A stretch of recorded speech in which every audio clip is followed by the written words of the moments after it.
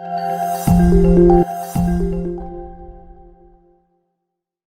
My dear students, welcome to Wave टेक्ट्रॉनिक्स।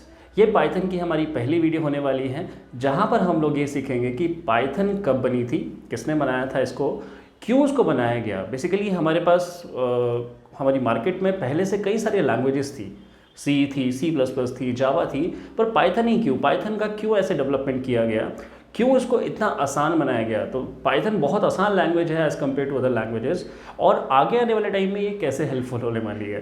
तो इस video के थ्रू हम लोग ये सब चीज़ जानेंगे। इसके लिए हम लोग चलते हैं एक प्रेजेंटेशन पे, अपनी कंप्यूटर की स्क्रीन पे, देखते हैं इसको डिटेल में। तो स्टूडेंट्स, पाइथन को स्टार्ट करने से पहले सबसे पहले हमें ये जानना होगा कि पाइथन एक्चुअली बनाई किसने थी। तो पाइथन जो बनाई थी वो बनाई थी गाइडो वैन रसम ने 1991 में।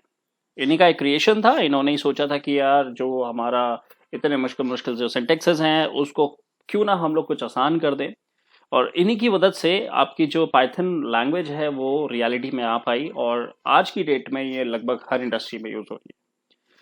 इसके बाद इसकी कुछ चीज़ें हैं जो आपको समझनी होंगी। जैसे ये जो लैंग्वेज है ये प्लेटफॉर्म इंडिपेंडेंट है।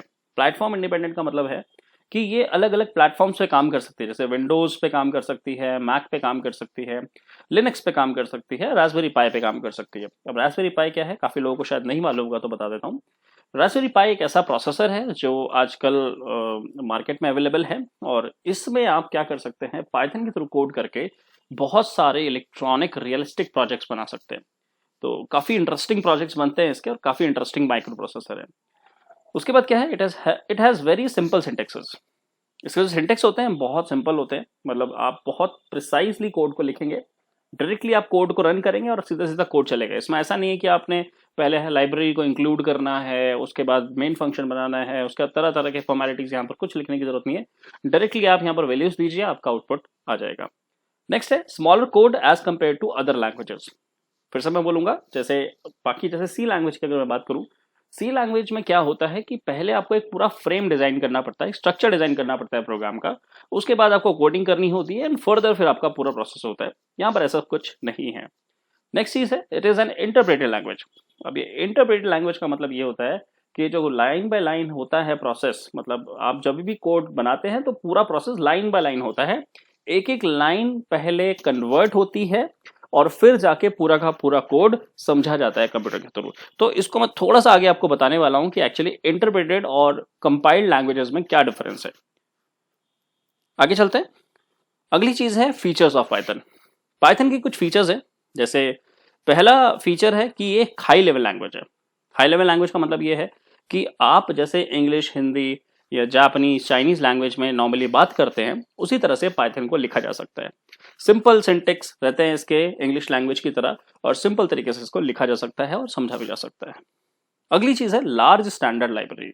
अगर आपकी लाइब्रेरी अगर बहुत वास्ट होगी तो आपको कम से कम चीजों की बाहर से जरूरत होगी। तो इसकी पहले से ही लाइब्रेरी इतनी वास्ट है कि इसमें सब कुछ इंक्लूडेड है। आपको कुछ मतलब बहुत कम टाइम ऐसा रहता है कि हमें बाहर से कोई चीज को इंपोर्ट करना पड़ता है, नहीं तो सब चीजें अपने पास यहाँ पर रेडीली अवेलेबल रहता है। Next is extensible. बहुत ही इंपॉर्टेंट फीचर है। एक्सटेंसिबल का मतलब ये होता है कि आप जैसे दूसरी जगह लैंग्वेज में कोड कर रहे हैं, उसको डायरेक्टली यहाँ लगा के चला भी सकते हैं। तो इस तरह से होता है। इसको मैं फर्दर आगे डिस्कस करूंगा ये कैसे होता है। अगली चीज है dynamic typing. What is dynamic typing? Dynamic typing का मतलब होता है कि जैसे हम लोग अदर लैंग्वेजेस में क्या करते हैं, हम लोग एक डेटा टाइप डिफाइन करते हैं, उसके बाद वेरिएबल डिक्लेयर करते हैं। लेकिन यहाँ पर ऐसा नहीं है। वहां पर एक प्रॉब्लम आती है कि अगर आपने एक इंटीजर टाइप का डेटा डाल दिया तो आप उसको फर्दर कन्वर्ट नहीं कर सकते, आपको उसको रीडिक्लेयर ही करना पड़ेगा। ठीक है। अब वहां पर भी रीडिक्लेरेशन में प्रॉब्लम आती है, क्योंकि अगर आपने इंटीजर में डिफाइन करा, दोबारा से आपने कैरेक्टर में डिफाइन किया, तो प्रॉब्लम आएगी, वो एक्सेप्ट नहीं करने वाला। बट यहाँ ऐसा कुछ नहीं है। आप डायरेक्टली अगर एक वेरिएबल ले रहे हैं जिसमें 10 स्टोर है, अगली बार में अगर आपने उसको स्ट्रिंग में स्टोर करना है या आपने कुछ स्ट्रिंग वैल्यू स्टोर करनी है, तो आप इजीली इसमें कर सकते हैं, कोई दिक्कत नहीं है। अगली चीज है, it is an object oriented programming. देखिए बहुत इंपॉर्टेंट चीज है। जब भी आपको डेटा को स्टोर करना होता है, लार्ज अमाउंट ऑफ डेटा को स्टोर करना पड़ता है, तो ये ऑब्जेक्ट ओरिएंटेड प्रोग्रामिंग का फीचर बहुत ज्यादा यूज होता है।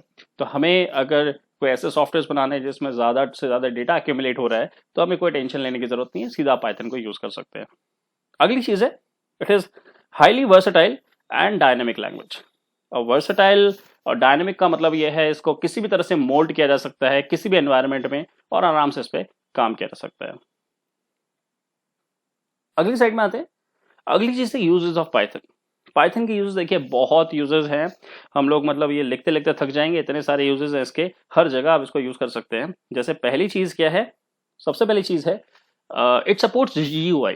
अब GUI क्या होता है, ग्राफिकल यूजर इंटरफेस होता है, मतलब आप माउस के क्लिक करके आप सारे के सारे सिस्टम को ऑपरेट कर सकते हैं। तो इस तरह के आप GUI एप्लीकेशंस यहाँ पर क्रिएट कर सकते हैं ताकि आपका काम आसान हो जाए। उसके बाद अगली चीज है गेम डेवलपमेंट में। गेम डेवलपमेंट में इसका बहुत ज्यादा यूज है, आप मतलब बड़े से बड़े गेम्स भी आप उसमें डिजाइन कर सकते हैं। इनफैक्ट काफी सारे गेम्स डिजाइन कर सकते हैं। और जैसे कि अगर मैं बात करूं, अभी तक आपने सब लोगों ने गेम्स खेले ही होंगे, कितना इंटरेक्टिव पूरा एनवायरनमेंट होता है सबको मालूम ही है। तो उस तरह का एनवायरनमेंट भी आप इसमें डिजाइन कर सकते हैं और पूरा का पूरा गेम डिजाइन कर सकते हैं। अगली चीज है वेब डेवलपमेंट। वेबसाइट्स अगर आपको बनानी है, वेब डेवलपमेंट करना है, तो यहाँ पर कुछ फ्रेमवर्क्स भी गिवन है। इनफैक्ट अगर नहीं करना है तो आप पूरा रॉ से इसको स्टार्ट कर सकते हैं। तो ये आपका वेब डेवलपमेंट में भी इसका काफी यूज हो सकता है। अगली चीज है image processing. What is image processing? जैसे कि आपको कोई इमेज दी गई है, अब इमेज जो आई है उस इमेज में आपको कुछ चेंजेस करने हैं या उसको मैनिपुलेट करना है, या फिर आपको तरह तरह के उसमें कुछ भी चीज, आपको कोई भी चीज एक्सेस करनी है एक इमेज में, आप उसको कर सकते हैं। मैं आपको एग्जांपल देता हूँ। जैसे आपके फोन में आजकल एक फीचर आ रहा है जिससे आप फेशियल रिकॉग्निशन से अपना फोन अनलॉक कर सकते हैं। तो that is the best example of image processing. अगली चीज है रोबोटिक एप्लीकेशन। रोबोटिक एप्लीकेशन में भी इसका यूज हो सकता है। इनफैक्ट इमेज प्रोसेसिंग को यूज करके भी रोबोटिक एप्लीकेशंस बनाई जा सकती हैं और बहुत सारी जगह इसका यूज हो रहा है। अगला पॉइंट आ रहा है डेटा साइंस। आजकल एक इमर्जिंग टेक्नोलॉजी है, आने वाले टाइम में डेटा साइंस बहुत ज्यादा बूम पे होगा। इसके अंदर भी पाइथन का बहुत ज्यादा यूज हो रहा है। आर्टिफिशियल इंटेलिजेंस, अगर रोबोटिक एप्लीकेशन की बात कर रहे हैं तो उसमें आर्टिफिशियल इंटेलिजेंस यूज होगा ही होगा, और वहां पर आपकी पाइथन आ ही सकती है। Machine learning, again machine learning वाला पार्ट बताएं तो मशीन लर्निंग में भी पाइथन का बहुत ज्यादा यूज है।